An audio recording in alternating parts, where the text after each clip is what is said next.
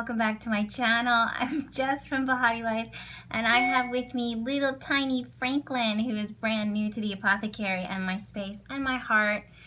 He is a long-haired Chihuahua, and he's going to be joining us today as we talk about the new moon in Scorpio that I could not be any more excited about, and you should probably feel the same way too.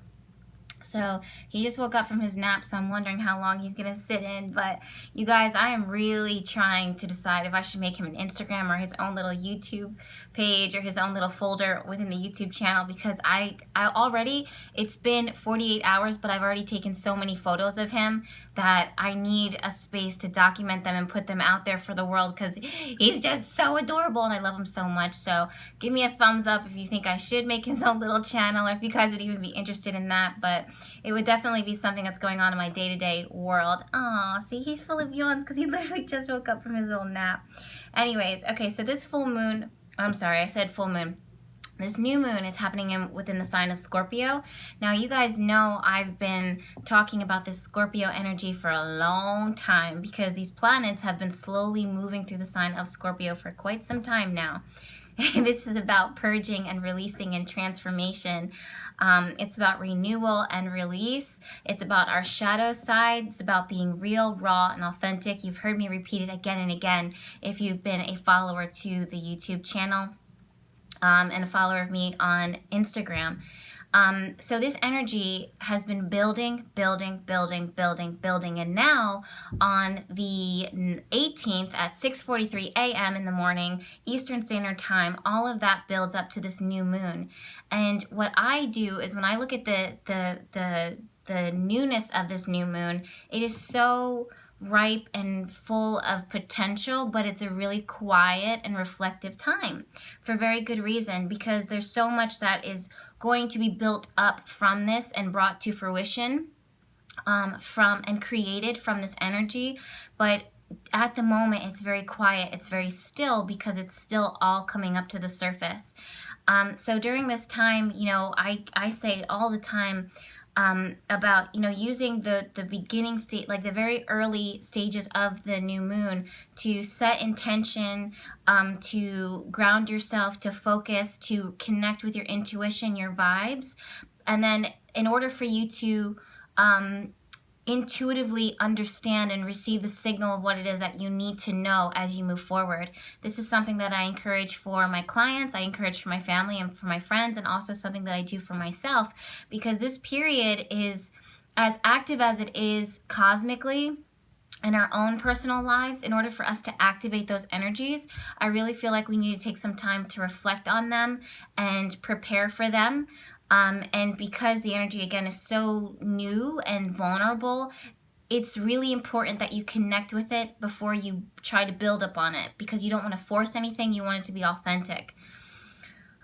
This new moon is, again, in the sign of Scorpio, but it's going to be trining Chiron, the wounded healer, almost perfectly. And Chiron is sitting in the sign of Pisces, and Pisces is all about ideal, like an ideal image, idealistic views. It's to me, I look at it as healing in some spaces, because Scorpio energy has a natural tendency to kind of bring up our fears, our old connections, our old things that have possessed us, our old thoughts or people that we just have been so gripped on that it's hard for us to let go of, for good reasons and for bad reasons. It's like we're being possessed by these things, and they have a hold on us for a very strong reason, because there's a lot of healing that still needs to occur. And that's for anything, all of our vices. So during this new moon, I really want us to take some time to sit and to ground and to connect, because Chiron is absolutely 100% activated here. I see Saturn squaring Chiron, pushing our limits, pushing our responsibility, pushing our structure, pushing our foundation. While this new moon is like, okay, look, you know, it's time for you to plant the seeds of your own personal new beginning and to heal these old aspects of yourself. So last month and like all of November, all of October, we've been dealing with this Scorpio energy of these, you know, demons and skeletons in the closet coming out to kind of rattle our bones and shake us to our core. And now it's like, this is the total new beginning of release of healing. So also with this, I see this as maybe if you had to exit out of some old relationships, maybe old relationships that you were once in now had to shift and change and transform, because again, that's Scorpio vibes. Now this is the time to plant the seed, and you can now capitalize on the Scorpio energy in a positive way with you being in complete control. Instead of, the universe kind of shaking you, whether you're ready for it or whether you're not ready for it. Now you can gain control and take that Scorpio energy, to bring in and attract a relationship that has more meaning to it, is more powerful, is more soul connected, more intimacy involved, more real, more authentic. No more superficial relationships and friendships. No more superficial jobs and just kind of, doing things just because, you have to pay the bills, or doing this because it's expected of you. Now you're entering into a space where you're like, okay, I've been there, done that. Now it's time for every step that I take to be meaningful, to be authentic, to be connected to my soul purpose and reason for being here, because I can't do the shallow anymore. And that's what this energy, whether you're a Scorpio, whether you're a Virgo, whether you're a Leo, whether you're a Gemini, all of this is working to bring this energy to you, and little cosmic surprise gifts like this little guy. Say hi, Franklin. He's just so cute, and I just can't get over his little sleepy face. He just woke up from a nap, but I promise you guys, his face looks like this all the time. He always looks like he has bedhead.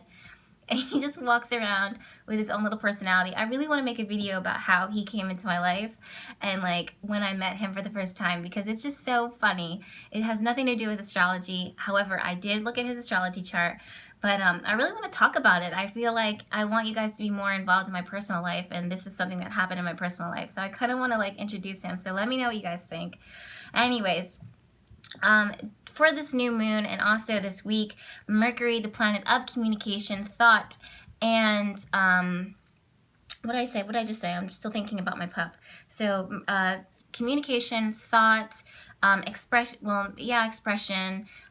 moving parts, small objects, is going to be squaring Neptune. Now, you guys know that I don't believe that there is such a thing as a negative aspect, but I do want you to be aware that when Neptune and Mercury square off like this, it means that we can be a little cloudy and foggy. So I just really want you guys to be grounded, to take some time to ground yourself. I really want you to fact check, meaning like making sure that the if there's information or things that become apparent to you or present themselves to you during this time, that you really do the research of it, because not all of it seems to match up. There might be some hidden elements to it that mentally you may not, or physically, mentally you might not be seeing. I don't see this as like purposeful deception, but I just want you guys to be on top of your P's and Q's. Yeah. So that can be a little bit of a problem. Either way, though, Mercury is trine the natal node. So I feel like anything that it is that you that is presented to you, whether it be communication, a text message, a phone call, a form, something that needs to be signed off, it has meaning and purpose to it. But again, I just really want you guys to like not sign something and then later on be like, oh, I didn't even see that detail, and then it comes back to bite you in the ass, or maybe it just becomes a little minor annoyance. No one has time for that. I personally don't, so you don't either. The other thing too is Mars, the planet of drive, force, momentum, war, is going to be squaring off with Pluto. Now, if I'm being honest with you and realistic, I see this as something going on in our world, in our government, the grander scheme of things. Pluto represents death and transformation, but also power. And when the two of these come together and clash, it really can create like a big war, a big upset, a big stirring, a fight, tension, conflict. I mean, we'll see how it goes. And with the new moon happening in the sign of Scorpio, to me, it just, like, I don't want to scare anyone, but it does kind of give me a little chill up my spine. I'm not a big fan of the way that looks like for our government, for our world, but we'll see how it manifests itself. I know that you guys I've had some people notoriously be like, why do you predict things after the fact? You know what? I don't predict things after the fact. I'm saying it right now. So when this happens, just know that you heard it here first.